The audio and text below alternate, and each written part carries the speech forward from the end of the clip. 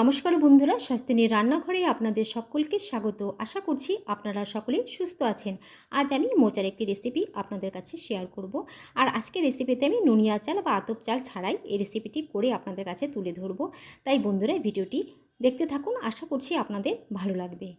তো বন্ধুরা দেখতে পাচ্ছেন আমি এখানে মোচা কেটে খুব ভালো করে ধুয়ে নিয়ে সামান্য পরিমাণ একটু লবণ আর একটু হলুদ দিয়ে খুব ভালো করে সেদ্ধ করে জলটাকে আমি ঝরিয়ে আবারও ফিরে এলাম।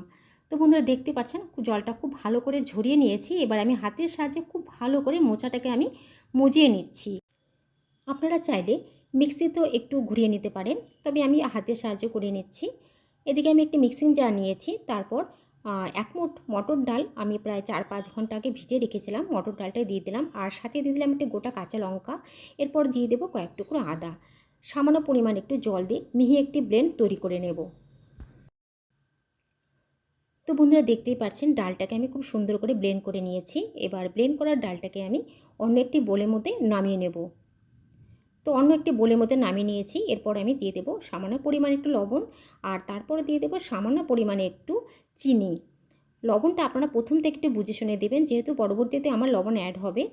আর দিয়ে দেবো সামান্য পরিমাণ একটু হলুদ দিয়ে খুব ভালো করে মিশিয়ে নিচ্ছি। তো বন্ধুরা দেখতেই পাচ্ছেন খুব ভালো করে আমি মিশিয়ে নিয়েছি। এদিকে আমি কড়াইয়ে তেল গরম করে নিয়েছি। তেলটা খুব ভালো করে গরম করে নিয়ে লো টু মিডিয়াম হিটে এগুলোকে আমি বড়ার মতন করে ভেজে নেব। আর ভাজার সময় অবশ্যই লো টু মিডিয়াম হিটে এগুলোকে ভেজে নিতে হবে।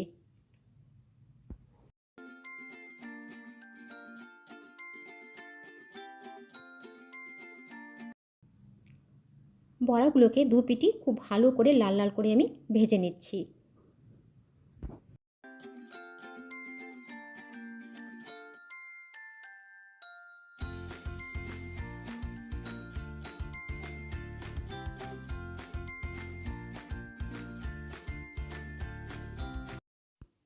বন্ধুরা দেখতেই পাচ্ছেন বড়াগুলো আমার ভাজা হয়ে গেছে। বড়াগুলোকে নামিয়ে নিচ্ছি। বাকিগুলোকেও ঠিক এইভাবে করে ভেজে নামিয়ে নেব। তো ভাজা শেষ হয়ে গেলে আমি আরও কিছুটা পরিমাণ তেল অ্যাড করে দেব। তেলটা খুব ভালো করে গরম করে নেবার পর একটি তেজপাতা ছিঁড়িয়ে দিয়ে দিলাম।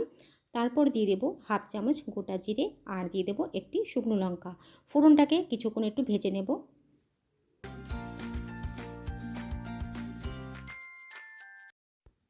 ফোড়নটাকে খুব ভালো করে ভেজে নিয়ে আমি দুটো আলু এইভাবে করে কেটে নিয়েছিলাম। তো কেটে রাখা আলুগুলো দিয়ে দিচ্ছি। আলুগুলো ভাজার জন্য একটু দিয়ে দেব সামান্য একটু পরিমাণ লবণ, আর দিয়ে দেব হলুদ গুঁড়ো দিয়ে আলুটাকে ভালো করে ভেজে নেব।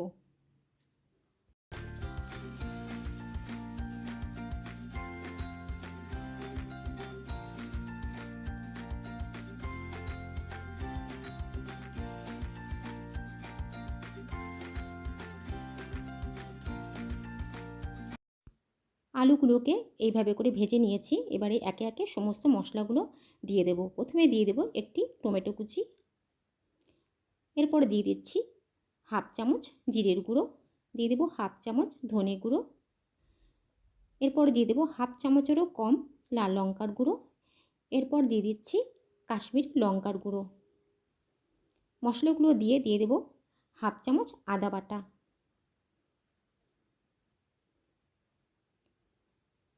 মশলাগুলো যাতে না পুড়ে যায় একটু নেড়ে নিচ্ছি।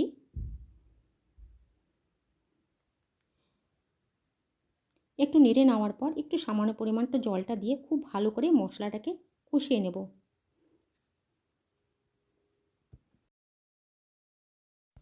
মশলাটা যাতে আমার তাড়াতাড়ি কষানো হয়ে যায় সেজন্য আমি কয়েক মিনিটের জন্য একটু ঢেকে দিচ্ছি। ঠিক কয়েক মিনিট বাদে আমি ঢাকনাটা খুলে নিলাম। ঢাকনাটা খুলে আবারও বেশ খানিকক্ষণ আমি নাড়তে থাকবো। আর ক্রমাগত নাড়তে হবে, নইলে কিন্তু মশলাটা নিচে লেগে যেতে পারে। তো বেশ খানিকক্ষণ নেড়ে নেওয়ার পর সেদ্ধ করা মোচাগুলো এর মধ্যে দিয়ে দেব। তো মোচাগুলো দিয়ে দেওয়ার পরও আবারও বেশ খানিকক্ষণ ক্রমাগত নাড়তে হবে।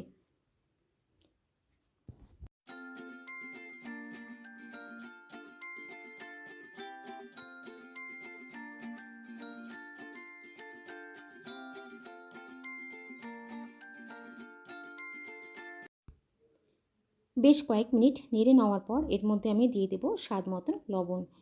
লবণটা দিয়ে দেওয়ার পরও আরও কয়েক মিনিট আমি ক্রমাগত নাড়তে থাকবো।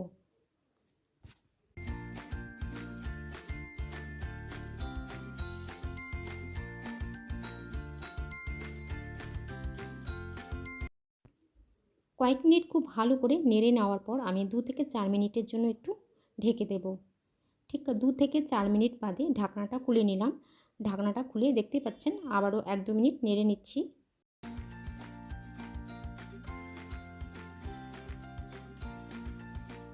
এবারে আমি এর মধ্যে দিয়ে দেব 2টো কাঁচা লঙ্কা। কাঁচা লঙ্কাটা আমি চিড়ে দিইনি, গোটায় দিয়েছি।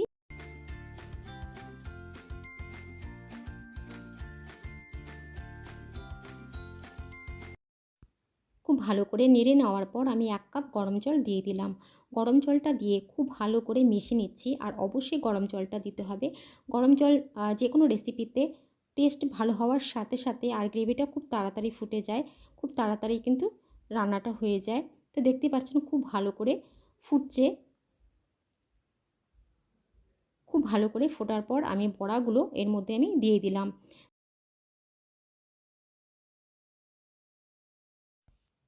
বন্ধুরা দেখতেই পাচ্ছেন বড়াগুলো দিয়ে দেওয়ার পর ঝোলটা কিন্তু অনেকটাই বড়াগুলো শুষে নিয়েছে, অর্থাৎ আমাকে আরও কিছুটা জল অ্যাড করতে হবে। সেই জন্য আমি আরও হাফ কাপ জল এর মধ্যে দিয়ে দিলাম, দিয়ে আরও কিছুক্ষণ আমি ফুটতে দেব। রেসিপিটি আমার প্রায় হয়েই গেছে।